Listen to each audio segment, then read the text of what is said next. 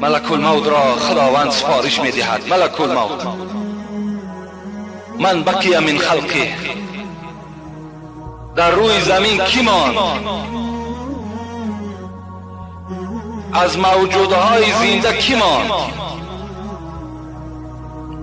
حضرت ملک الموت می گفته است: پروردگارا، جبرائیل، اسرافیل، میکائیل، این سه ملائک و این بنده ضعیف تو ملک الموت در حیات هستند. خداوند می گفته است: ملک الموت، قبض ارواح این سه ملائک مقرب را انجام بده. می آمده است. حضرت جبرائیل میگوید در سجده هست، با 600 قناتی که دارد که هر قنات او دنیا را چپه میکند، قوت دارد. نزد جبرائیل می آمده است، می گفته است: برادر جبرائیل، خدا امر کرد که جان تو را ما قبض کنیم. و حضرت ملک الموت میگه نزدیک با جبرائیل می آید، مثل برادر را آغوش میگیرد و او را در آغوش میکشد و جان او را قبض میکند. نزد میکائیل می آید، نزد اسرافیل می آید، هر سه اینها را جانشان را قبض میکند. باز نزد خدای خود میگه حاضر می شود. خداوند می گفته است: من بقی من خلقی یا ملک الموت، کی ماند؟ باز کی ماند در روی زمین؟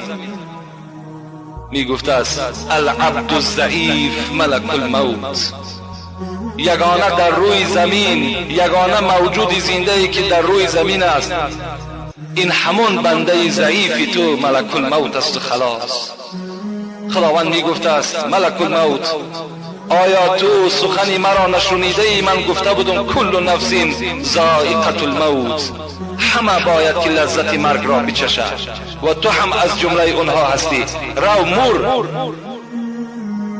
حضرت میگوید به بعضی روایت ها می آید بین جنت و بین دوزخ و جان خدا میگد خود قبض میکند و چنان میگد برای اون مشکل می افتد، چنان یک نعره میزند، چنان یک صدای میزند که کتاب مفسر قرآن میگوید اگر همان زمان یک موجود زنده میشد، هر آینه باز از این داد و فریاد حضرت ملک الموت جان دوباره رو میدید، هلاک دوباره رو میچشید.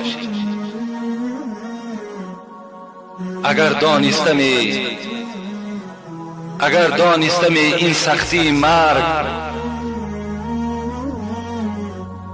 و مردم کردم این کار آسان. گفته حضرت مولوی در کتاب خودش ذکر میکند که حضرت میگفته است اگر میدانستم که شدت مرگ، سختی مرگ اینقدر مشکلات دارد، هر آینه به مردم یک مهربانی خدا روا میدیدم.